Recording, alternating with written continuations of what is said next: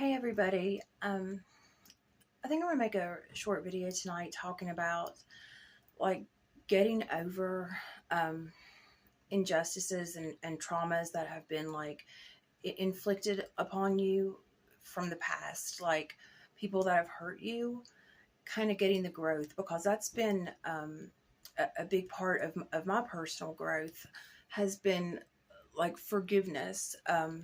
And for the most part, with me, it's been like forgiveness of myself, but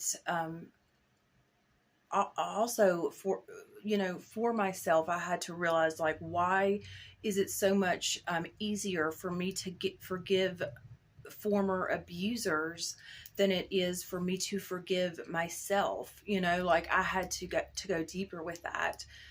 And part of getting over like the trauma of bad relationships, because every relationship leaves a mark. And when you're like a codependent and you have an anxious attachment style and mental health issues, and have dated and been closely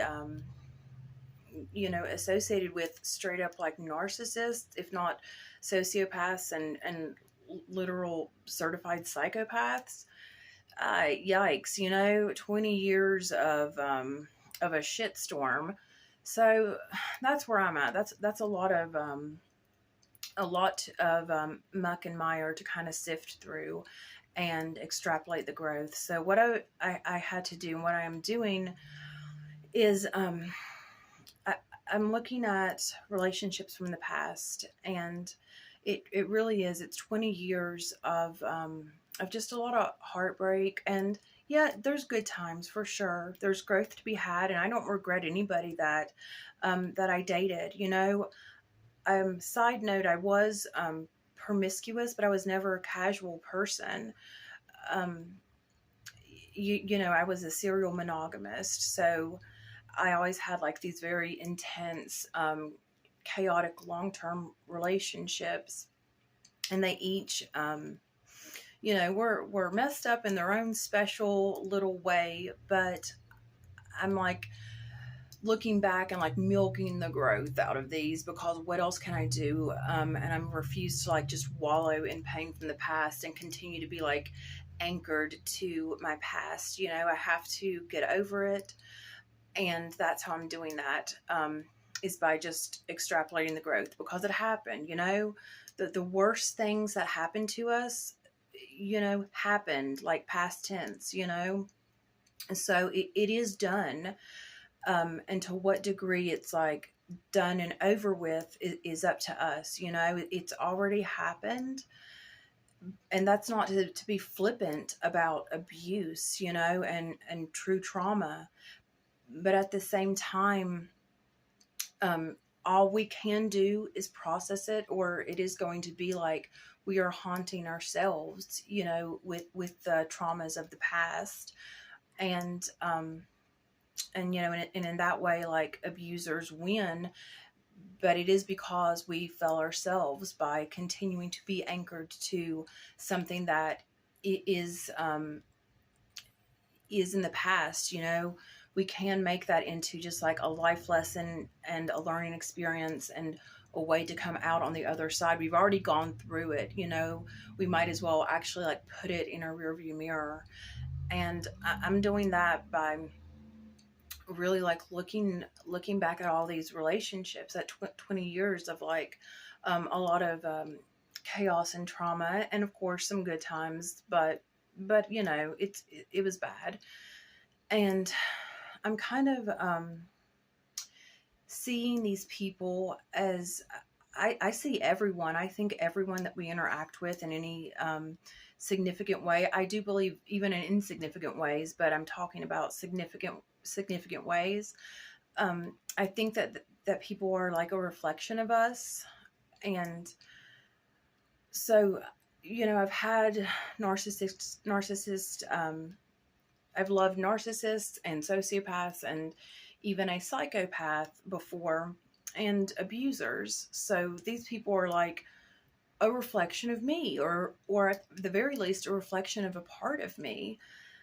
And So what I've had to do, and kind of process over these past several years is look at why, okay, they abused me, but every single person that has ever done me wrong, I have been a participant in putting myself, in that situation to some degree, and kind of understanding my role and why I put myself, how can I hold a grudge on someone that has done something horrific to me if I had to agree and co-sign and consent and play my part to do that exact same thing, or to put myself in that position with someone who I knew damn good and well who had no regard for my life, because I had no regard for my life.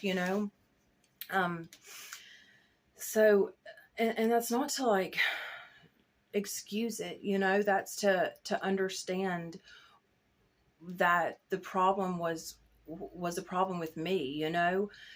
Their problems are their problems. Good luck with that. But all I can deal with it is my problems. And being attracted, to someone that's going to mistreat me. So all I could do is like start to treat myself better and be aware, um, that I was worth more than that. And I always wonder, like, I don't know how I would feel about it if I was ever, the victim of like a truly, seemingly random crime. I don't know where that would play in, or where my head would be at. You know, I just can't really fathom it, because so I can't speak to it. I've never, um, been the victim of like a truly random crime.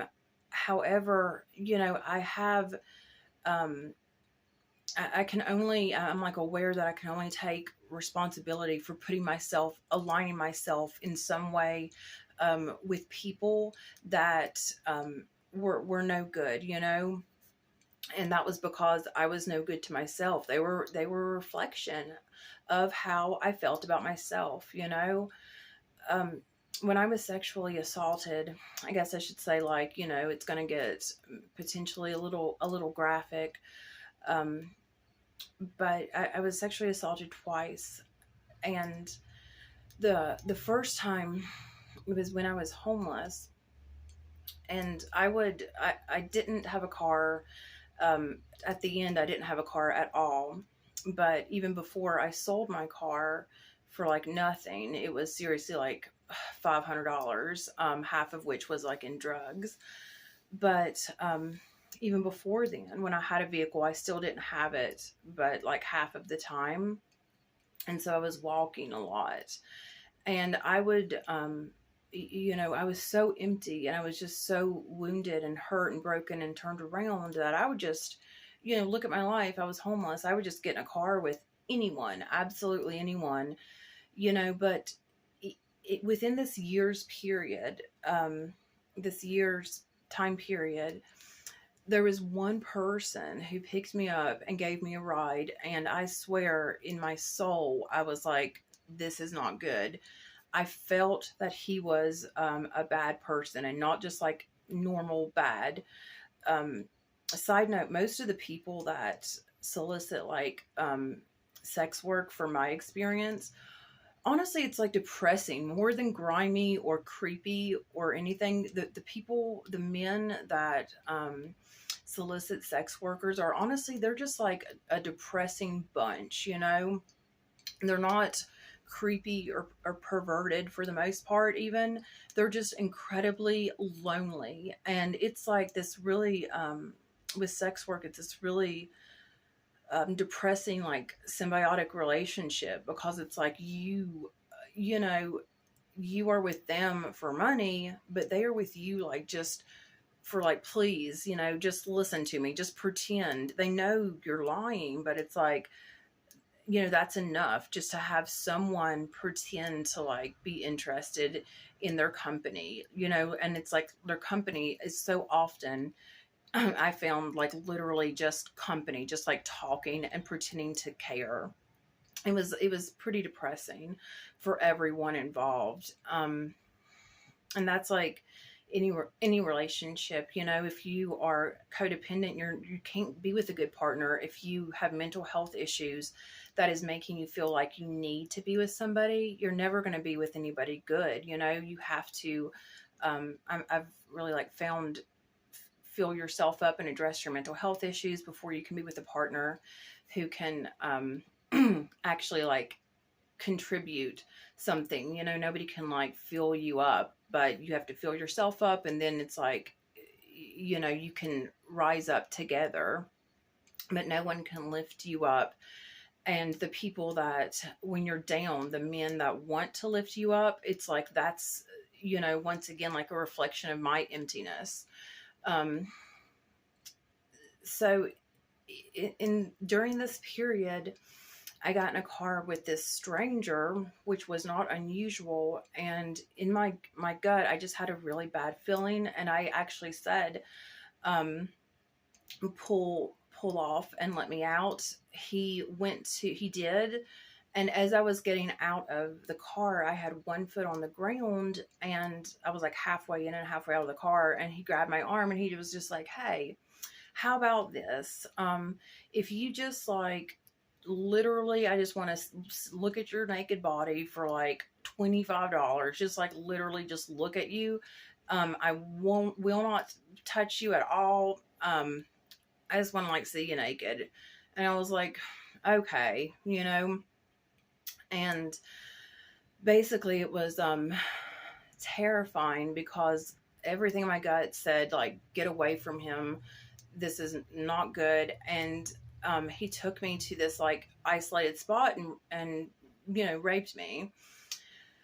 And I was so cut off from myself and reality and emotions and everything at the time, that I almost, after like a day, I thought I was okay with it. It was like just like this thing that happened. I didn't tell the cops. I didn't tell my husband at the time. I didn't tell anybody except for my drug dealer. And who else would I have told? Nobody. So I thought I was like over it, because I was like numb as a survival mechanism. And then later on, for years, I would catch myself daydreaming about how to like extract this revenge. I would have like these revenge scenarios. And I'm sorry if I've repeated this, if I've said this before, but it was kind of jarring to realize, man, this is out of everything that's happened in my life, this one person is somebody that I've like, it's the only person that I've ever like really caught myself, holding on to so much anger and pain, that I'm catching myself mid daydream consistently, thinking about, fantasies of violence. And the second time I was sexually assaulted was about a year later. And it was like a date rape situation, which is also hard to get over, but kind of in the opposite way. And it was the same thing. I would think about the house, because that's all I knew. I knew what had happened, but I couldn't remember any of it. But I knew the house, and I would think about like, burning it down or whatever. So I had all this anger and just pain and hurt and really anger towards both sets of people, but specifically the first one, because I was awake and I was aware and I remembered it. And that was probably one of the worst things that's ever happened to me. And even with that, I bring it up because that wasn't like, because I hadn't chose to have this horrible thing happen. I'm not responsible for his actions, but I am responsible for looking down on myself to such a degree that I would ever put myself in a position to be in a million miles of someone like that, you know? And so really, as I've gotten to, I bring this up to say, like, as I've grown to like love myself and like worked on this journey, this ongoing journey of like self-love and self-acceptance, I've really just tried to extrapolate the growth from the shit that's happened, you know, because it's happened, it's done, it's over with. All I can do is grow or be consumed by it. So, you know, I try to keep in perspective that these people are not, you know, for me, for my situation, I did play a role in putting myself in that position. And that's not to blame myself, that's to take accountability, because that's what I need to take to grow.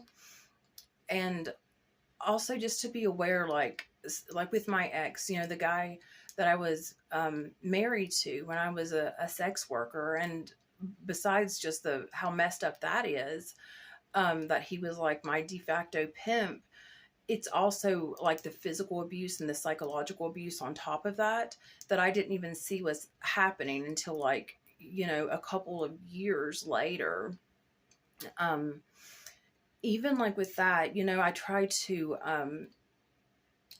just look back and see, like, you know, grab a couple lessons, because there are lessons to be had. And that's really like the point of everything from my past with me. It's like there are lessons to be had. If there were not lessons to be had, we wouldn't have lived through it, you know. That's the way I see it. um and the fact that we did live through it means that we are strong enough to get over it, you know. And so all we have to do is like take it to that next step and be the better person, and, you know, come from that place of self-love and forgiveness and worthiness. So y'all have a good night. That's just a little like food for thought.